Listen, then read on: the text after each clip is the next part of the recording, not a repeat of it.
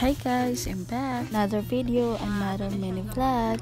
So na ko daghang saging diri guys. Generous silingan. So gikan din ni sis. Amat sa saging sis. Unta na pasunod, trace. O banda ni Papa gikan sa payag. Ready off man ako, so nakalugar jud kog luto karon. Si Dodo nagandam na sa kaha og naghaling na sad.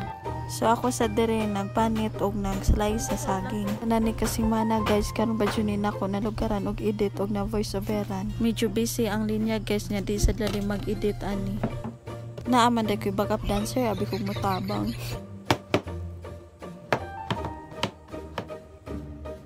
Paghuman ako slice sa para sa minatamis, napanit na set ko para sa pancake. Stem pa nina ko gamon guys, nakita na nina ko sa TikTok.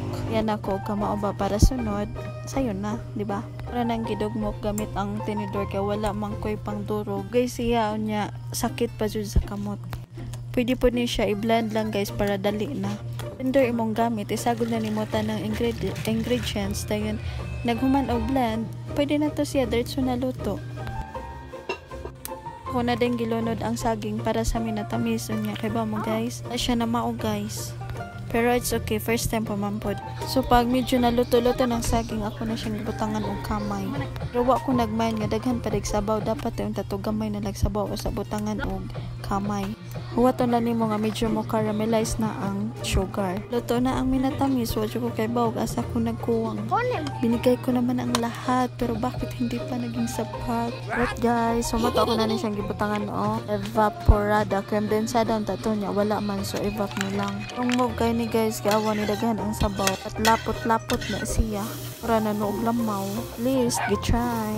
Ayun, pag human adto, nangaon dami kadiyot. Unya, nagluto na sad ko aning pancake.